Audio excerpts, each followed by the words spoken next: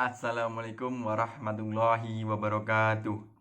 Perkenalkan, kami dari kelompok 7 Teori Peluang yang beranggotakan Lia Nur Solihah, Dewi Syarifatul Hikmah, Indah Fitriani, Siva Fijri Arafilah, Siti Lutfiana Azizah, dan Suardi Afriyadi akan memaparkan materi tentang distribusi normal. Berikut adalah pemaparannya. Baik, di sini saya akan menjelaskan mengenai distribusi normal. Apa sih yang dimaksud dengan distribusi normal? Distribusi normal adalah salah satu bentuk distribusi peluang dengan menggunakan pendekatan kurva normal. Kurva normal adalah distribusi data yang dianggap merata. Sembarang datanya ini dianggap merata. Nah, maksud dari merata itu bagaimana sih? Salah satu cirinya itu adalah rata-rata sama dengan median sama dengan modus. Nah, dapat dilihat bentuk kurva normal itu adalah sebagai berikut ya. Kurva tersebut dikenal dengan kurva normal atau kurva lonceng karena bentuknya seperti lonceng. Nah, distribusi normal atau kurva normal tersebut juga disebut dengan nama distribusi Gauss karena persamaan matematisnya ditemukan oleh Gauss. Persamaan dari kurva tersebut dinamakan fungsi distribusi normal atau distribusi Gauss. Nah, dianggap merata ini karena tengah-tengahnya itu ada median, rata-rata, dan modus. Makanya tengah-tengahnya ini kan yang paling tinggi dari kurva tersebut. Kurva normal ini dianggap sebagai kurva yang ideal dalam mempresentasikan data sehari-hari. Misalnya ada data nilai ulangan siswa tentang bab peluang. Nah, nilai sembarang itu dianggap ideal ketika dia mengikuti kurva normal.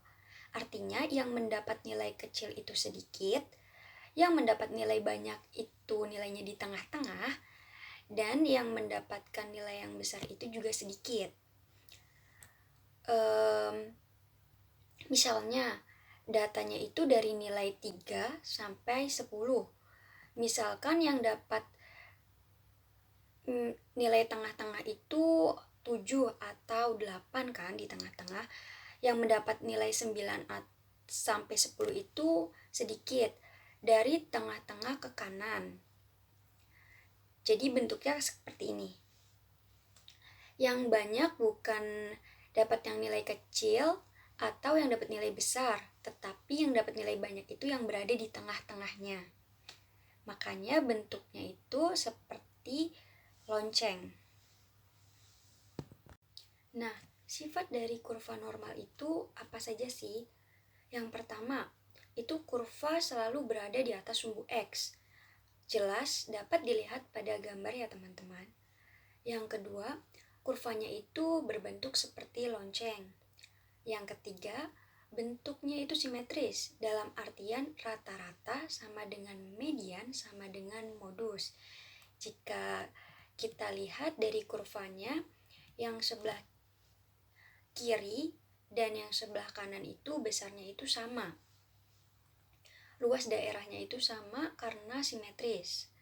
Nah, ya selanjutnya memiliki asimtot datar sumbu X. Apa sih asimtot sumbu X itu? Datar itu. Jadi asimtot datar itu adalah kurvanya itu tidak menyentuh sumbu X. Kurvanya akan terus mendekati sumbu X namun tidak menyentuh sumbu X. Selanjutnya, luasan daerah yang berada di bawah kurva tetap di atas sumbu mendatar adalah 1. Karena bentuknya itu simetris, maka kurva tersebut dibagi menjadi 2, yang setengah sebelah kanan dan setengah lagi sebelah kiri. Tengah-tengahnya itu adalah mu atau rata-rata. Yang sebelah kanan itu 0,5, yang sebelah kiri ini 0,5. Nah, selanjutnya ada beberapa fenomena distribusi normal. Yang pertama itu distribusi normal memodelkan fenomena kuantitatif pada ilmu alam dan sosial. Beragam skor pengujian psikologi dan fenomena fisika seperti jumlah foton dapat dihitung melalui pendekatan dengan menggunakan distribusi normal.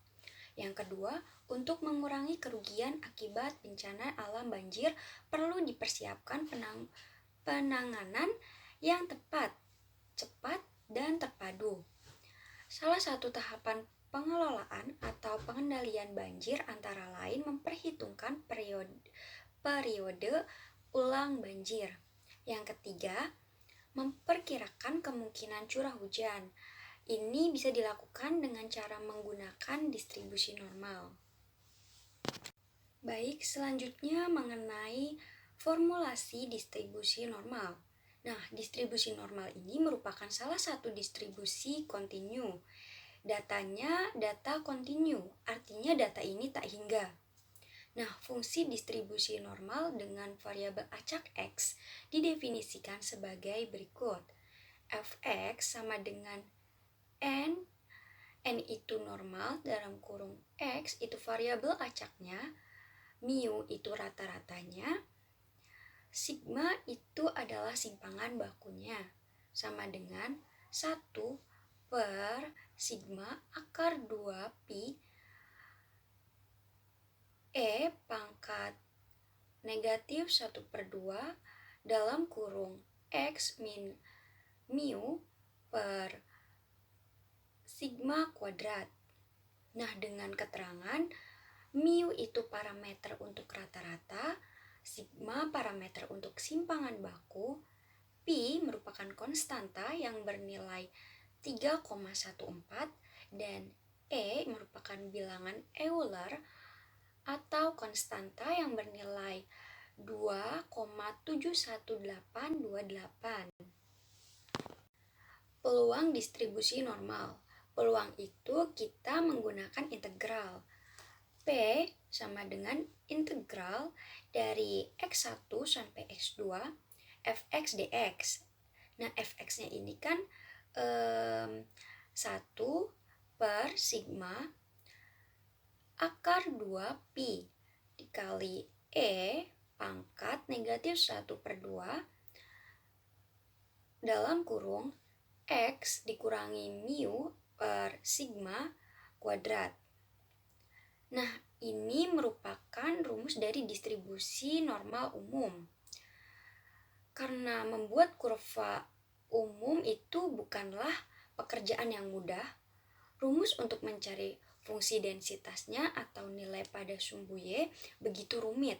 Oleh karena itu, tidak banyak digunakan oleh masyarakat. Nah, kurva distribusi normal lebih banyak digunakan adalah distribusi normal baku. Kurva distribusi normal baku diperoleh dari distribusi normal umum dengan cara mentransformasikan nilai X menjadi nilai Z. Dengan formula sebagai berikut. Z sama dengan X dikurangi mu per sigma. Dengan keterangan Z itu merupakan nilai variabel standar, X merupakan nilai variabel acak, mu merupakan parameter untuk rata-rata, sigma merupakan parameter untuk simpangan baku. Kurva distribusi normal baku lebih sederhana dibanding kurva umum. Pada kurva distribusi normal baku, nilai mu sama dengan 0 dan nilai sigma sama dengan 1. Nah, nanti rumus Z tersebut akan disubstitusikan ke persamaan yang tadi. Materi selanjutnya yaitu bahwa kurva distribusi normal baku lebih sederhana dibandingkan kurva umum, sehingga kurva dalam distribusi normal baku yang digunakan dalam perhitungan adalah sebagai berikut. P buka kurung X lebih besar dari Z1 lebih kecil dari Z2 sama dengan integral dengan batas bawah Z1 batas atas Z2 1 per akar 2 pi E pangkat min setengah Z kuadrat. Untuk keperluan praktis, maka para ahli statistika telah menyusun tabel distribusi normal baku, dan tabel tersebut dapat ditemukan hampir di semua buku teks statistika. Tabel distribusi baku disebut juga dengan tabel Z dan dapat digunakan untuk mencari peluang di bawah kurva normal secara umum, asal saja nilai mu dan sigmanya telah diketahui. Selanjutnya, saya akan menerangkan bagaimana cara penggunaan tabel distribusi normal atau tabel Z. Teman-teman pasti pernah menggunakan tabel perkalian, di mana misalkan kita mencari perkalian 8 kali 8, maka kita mencari baris 8 dan kolom ke-8, maka akan ketemu perkalian dari 8 kali 8. Nah, dalam tabel Z juga seperti itu penggunaannya. Contohnya, misal kita udah ditentuin soal, carilah peluang dari min 3,55. Maka dalam tabel Z ini ada yang namanya baris dan kolom. Teman-teman bisa lihat pada kolom ada min 3,5 dan pada baris di atas ada 0,05. Maka dalam perkalian carilah peluang min 3,55, teman-teman bisa menggunakan tabel dari kolom ke min 3,5 dan baris 0,05. Maka di situ bisa kita ketahui hasilnya adalah 0,0002.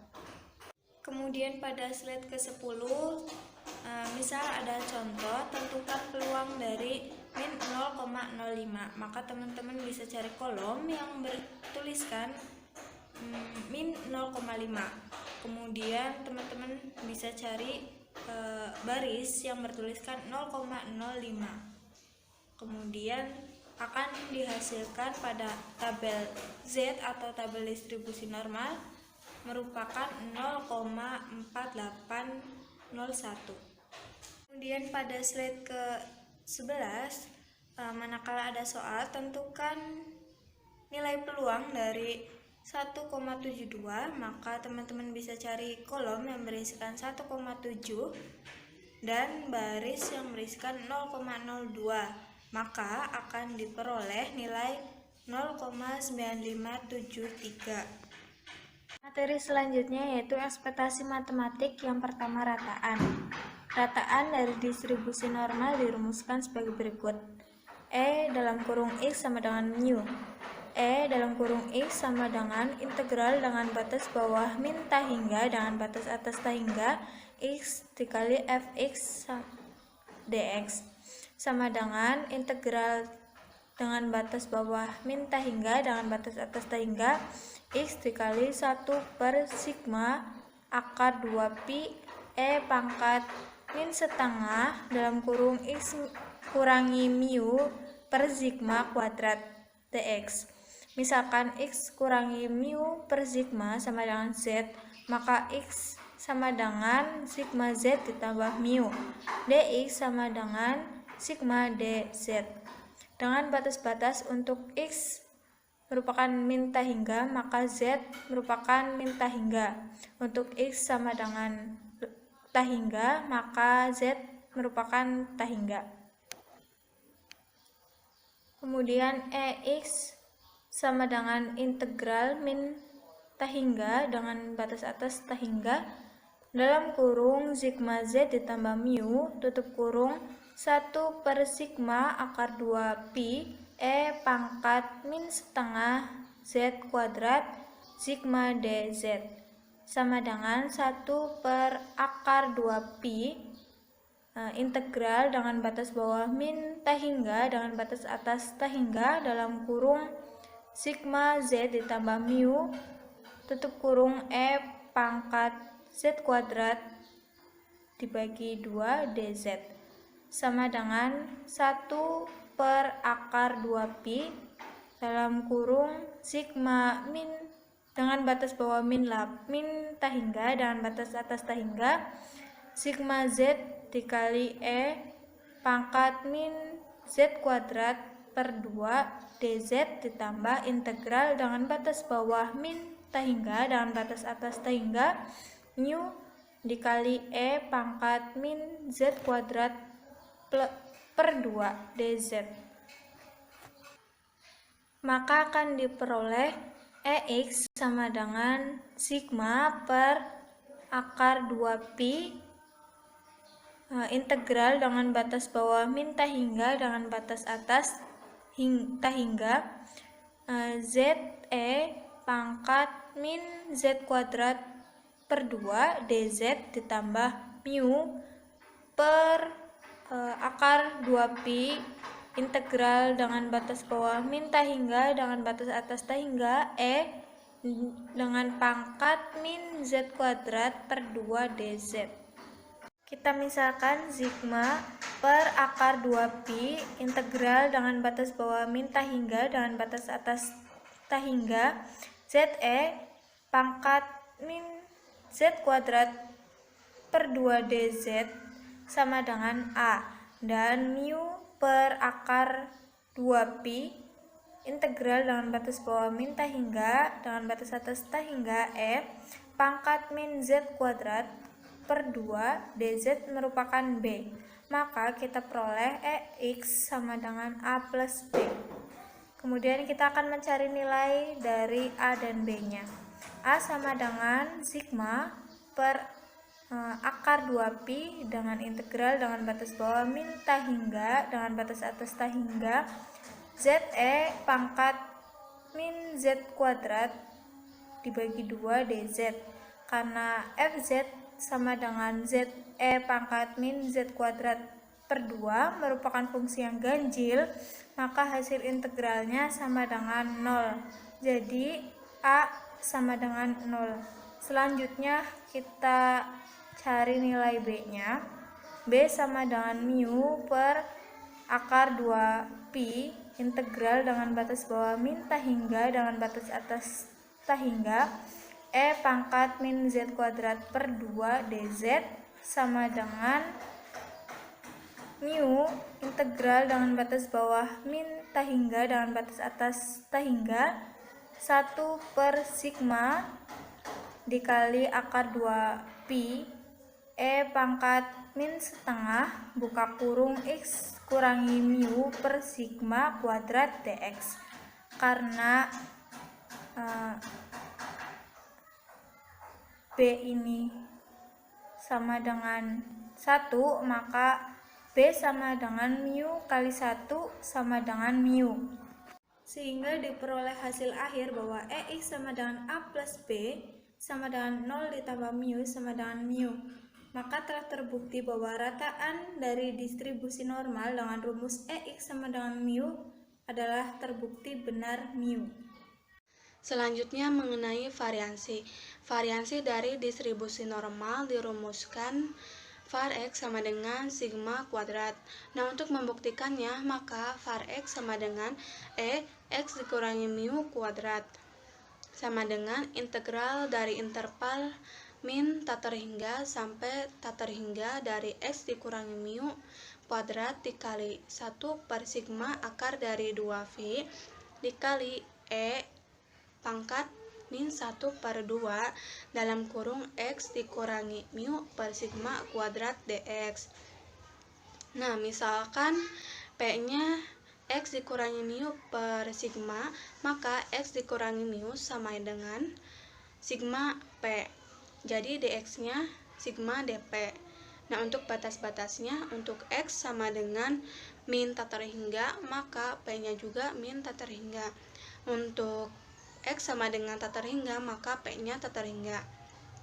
Nah, bisa dihitung var x sama dengan integral dari min tak terhingga sampai terhingga dari x dikurangi mu kuadrat yang tadi, maka didapat sigma kuadrat per akar dari 2v integral dari interval min tak terhingga sampai tak terhingga dari p kuadrat dikali pangkat min p kuadrat per 2 dp. Nah, selanjutnya integral dari interval min tak terhingga sampai terhingga dari p kuadrat dikali pangkat min p kuadrat per 2 dp ini kita akan menguraikannya. Nah, karena p sama dengan p kuadrat dikali pangkat min P kuadrat per 2 ini merupakan fungsi genap, maka hasil integralnya adalah 2 integral dari interval 0 sampai terhingga dari P kuadrat dikali E pangkat min P kuadrat per 2 dp. Nah, misalkan P kuadrat per 2 sama dengan T, maka bisa didapat dp-nya itu dt per akar dari 2T.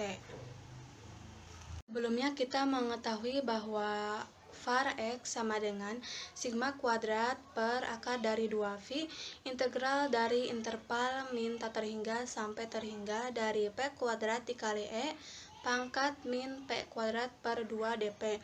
Nah, untuk membuktikan bahwa variansi X sama dengan sigma kuadrat, kita bisa menghitungnya dengan cara 2 sigma kuadrat per akar dari V dikali R dikali 3 per 2. Nah, diperoleh sigma kuadrat per akar dari Pi dikali akar Pi.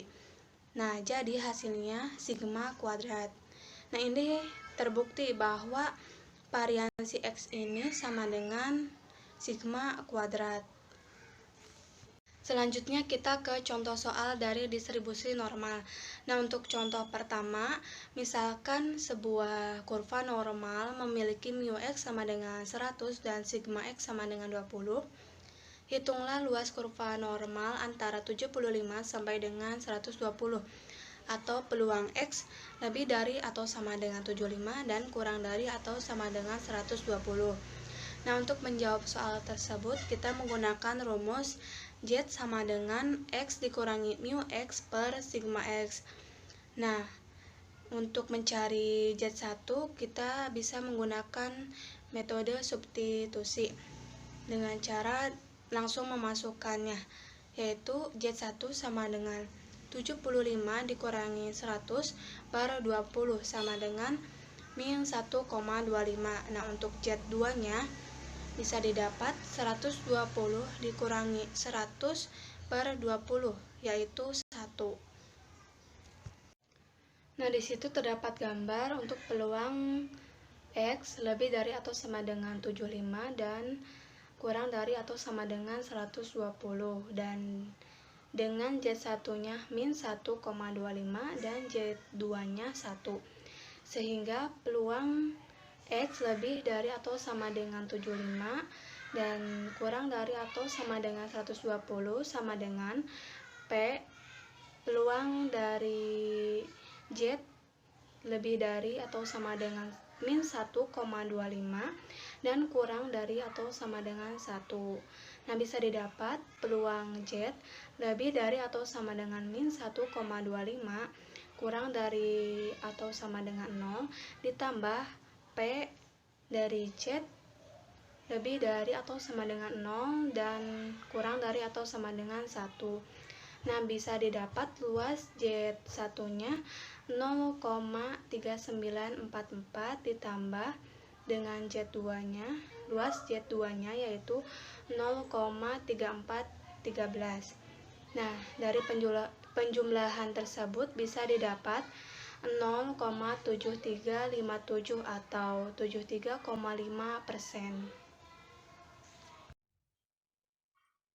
Oke, contoh soal yang kedua. Diberikan distribusi normal baku. Hitunglah daerah di bawah kurva yang dibatasi oleh sebelah kanan Z sama dengan 1,84, antara Z sama dengan negatif 1,97 dan Z sama dengan 0,86. Penyelesaiannya yaitu luas sebelah kanan sama dengan 1 dikurangi luas sebelah kiri Z sama dengan 1,84. Gambarnya bisa dilihat pada penjelasan berikut. Nah, dari tabel, luas sebelah kiri sama dengan 0,9671.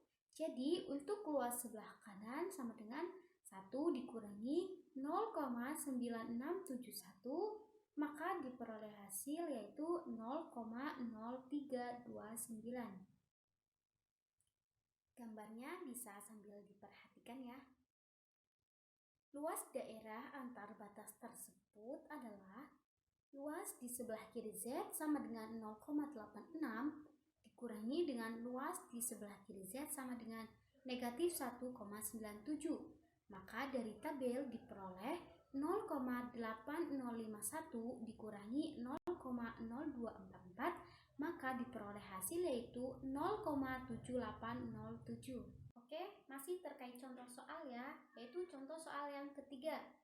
Pada wilayah kantor wilayah DIY yang terdiri dari 4 kabupaten dan 1 kota mempunyai juru ukur sebanyak 100 orang.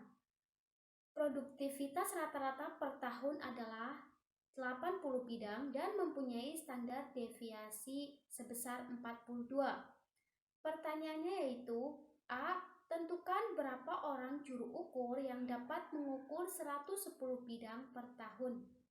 B. Tentukan jumlah juru ukur yang dapat mengukur 90 bidang per tahun. C. Tentukan presentase petugas ukur yang dapat mengukur antara 90 sampai dengan 110 bidang per tahun. D. Petugas ukur yang hanya dapat mengukur 30 bidang adalah mempunyai kinerja yang buruk. Ada berapakah presentase juru ukur yang berkinerja buruk? Penyelesaiannya yaitu untuk yang A, jumlah juru ukur yang mempunyai produktivitas 110 bidang. Berarti harga X sama dengan 110, mu sama dengan 80, standar deviasi sama dengan 42, dan N sama dengan 100. Kita bisa gunakan rumus Z sama dengan X dikurangi mu dibagi standar deviasi sama dengan 110 dikurangi 80 dibagi 42 sama dengan 30 dibagi 42. Hasilnya yaitu 0,71426 atau bisa kita bulatkan menjadi 0,71. Hasil pembacaan dari tabel distribusi normal, harga untuk Z sama dengan 0,71 adalah 26,11% atau luas daerah sebelumnya yaitu 50% ditambah 26,11% sama dengan 76,11%. Untuk lebih memahaminya, kita juga bisa perhatikan grafik yang sudah tertera ya. Jadi, juru ukur yang mempunyai produktivitas di atas 110 sebanyak 100% dikurangi 76,11% sama dengan 23,89%. Atau sekitar 23 orang juru ukur. Untuk yang B, jumlah juru ukur yang mempunyai produktivitas 90 bidang. Ini berarti harga X sama dengan 90, mu atau rata-rata sama dengan 80, standar deviasi sama dengan 42, dan N sama dengan 100. Masih dengan rumus yang sama yaitu Z sama dengan X dikurangi mu dibagi standar deviasi. Sama dengan 90 dikurangi 80 dibagi 42 sama dengan 10 dibagi 42 diperoleh hasil yaitu 0,42. Hasil pembacaan dari tabel distribusi normal, harga Z sama dengan 0,42 adalah 9,1% atau luas daerah sebelumnya yaitu 50% dikurangi 9,1% sama dengan 40,9%. Jadi, jumlah juru ukur yang mempunyai produktivitas di atas 90 yaitu sebanyak 40,9% atau sekitar 40 orang juru ukur. C. Jumlah juru ukur yang mempunyai produktivitas antara 90 sampai dengan 110 bidang berarti harga X sama dengan 90 dan X sama dengan 110. Mu sama dengan 80, sigma sama dengan 42, dan N sama dengan 100. Untuk grafiknya seperti ini. Lalu jumlah juru ukur yang mempunyai produktivitas antara 90 sampai dengan 110 bidang sebanyak 17,01% atau 17 orang. D. Jumlah juru ukur yang tidak produktif dengan hasil 30 bidang per tahun yaitu X sama dengan 30, mu sama dengan 80, sigma sama dengan 42, dan N sama dengan 100. Z sama dengan X min mu per sigma sama dengan 30 min 80 dibagi 42 sama dengan min 50 dibagi 42, hasilnya 1,19. Harga tabel Z sama dengan 38,30 atau Z sama dengan 38,3%. Hasil pembacaan dari tabel distribusi norma, harga untuk harga Z sama dengan 1,19, Z sama dengan 38,3% atau luas daerah sebelumnya sama dengan 50 dikurangi 38,3% sama dengan 11,7%. Jadi jumlah juru ukur yang tidak produktif sebanyak 11,7% atau 11 orang. Untuk contoh soal 4, diketahui suatu distribusi normal dengan mu sama dengan 40 dan sigma sama dengan 6. Carilah X sehingga A. Luas di sebelah kirinya 45%, B. Luas di sebelah kanannya 14%. Jawabannya yang A. Diinginkan nilai X sehingga luas kirinya 0,45. Dari tabel normal baku diperoleh P Z kurang dari min 0,13 sama dengan 0,45. Jadi nilai Z yang dicari adalah min 0,13. Oleh karena itu, X sama dengan 6 dikali min 0,13 ditambah 40 sama dengan 39,22. Oke, kita masuk ke soal yang B, yaitu luas di sebelah kanannya 14%. Dengan cara yang sama, diinginkan luas di sebelah kanan nilai yang dicari adalah 0,14 karena tadi persen dibuat desimal. Ini berarti luas di sebelah kirinya adalah 1 dikurangi 0,14 sama dengan 0,86. Dari tabel normal baku diperoleh P buka kurung Z lebih besar dari 1,08 tutup kurung sama dengan 0,86. Jadi nilai Z yang dicari adalah 1,08. Oleh karena itu, X sama dengan 6 dikali 1,08 ditambah 40 sama dengan 46,48. Oke, kita masuk ke contoh 5. Sebuah mesin pembuat resistor dapat memproduksi resistor dengan ukuran rata-rata 40 ohm dengan standar deviasi 2 ohm. Misalkan ukuran tersebut mempunyai distribusi normal. Tentukan peluang resistor mempunyai ukuran lebih dari 43 ohm. Oke, langsung saja kita jawab. Lakukan transformasi terlebih dahulu. Z sama dengan 43 dikurangi 40 dibagi 2 sama dengan 1,5. Sehingga dapat dihitung P buka kurung X lebih besar dari 43 tutup kurung sama dengan P buka kurung Z lebih besar dari 1,5 tutup kurung sama dengan 1 dikurangi P buka kurung Z lebih kecil dari 1,5 tutup kurung sama dengan 1 dikurangi 0,9332 sama dengan 0,0668. Oke, kita masuk ke contoh 6. Dalam suatu penelitian, luas kepemilikan bidang tanah di suatu desa diambil sampel sebanyak 150 orang. Luas kepemilikan tanah paling sedikit adalah 150 meter kuadrat dan paling tinggi adalah 30.000 meter kuadrat. Rata-rata kepemilikannya adalah 2.150 meter kuadrat dan mempunyai standar deviasi sebesar 1.100 meter kuadrat. Apabila data tersebut akan dikelompokkan menjadi 3 dengan kategori luas kepemilikan rendah dengan batasan kurang dari rata-rata dikurangi 1 kali standar deviasi. Luas kepemilikan sedang dengan batasan antara rata-rata dikurangi 1.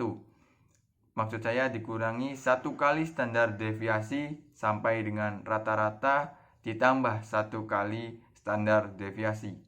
Dan luas kepemilikan tinggi dengan batasan lebih dari rata-rata ditambah 1 kali standar deviasi. Oke, selanjutnya kita masuk ke soal. Soal A. Buat pengelompokan data dengan kategori rendah, sedang, dan tinggi. Soal B. Berapa frekuensi dalam kategori rendah, sedang, dan tinggi? Jawab. Langsung saja kita jawab. Kategori rendah jika X kurang dari sama dengan mu dikurangi sigma. Lalu kategori sedang jika X lebih besar dari mu dikurangi sigma, lebih kecil dari mu ditambah sigma. Lalu kategori tinggi jika X lebih besar sama dengan mu ditambah sigma. Pengelompokan data dengan kategori rendah, sedang, dan tinggi. 1. Batasan rendah jika X lebih kecil sama dengan 1050. Lalu batasan sedang antara 1050 sampai 3350. Lalu batasan tinggi jika X lebih besar sama atau sama dengan 3350. Oke, kita lanjut ke soal B. Frekuensi dalam kategori rendah, sedang, dan tinggi. Yang pertama yaitu frekuensi rendah. Harga Z sama dengan 1 atau mencakup 34,13%. F1 sama dengan 50 dikurangi 34,13% dikali 150 sama dengan 15,87% dikali 150 sama dengan 23,8 orang, atau jika dibulatkan sekitar 24 orang. Lalu yang kedua yaitu frekuensi sedang antara Z sama dengan min 1 dan Z sama dengan 1, atau mencakup 64,26%. F1 sama dengan 68,26% dikali 150 sama dengan 102,39 orang. Jika dibulatkan sekitar 102 orang. Lalu yang ketiga frekuensi tinggi. Harga Z sama dengan 1 atau mencakup 34,13%. F1 sama dengan 50 dikurangi 34,13% dikali 150 sama dengan 15,87% dikali 150 sama dengan 23,8 orang. Jika dibulatkan sekitar 24 orang. Sekian pemaparan materi dari kami. Semoga bermanfaat. Kurangnya mohon maaf. Wabillahi taufiq wal hidayah. Wassalamualaikum warahmatullahi wabarakatuh.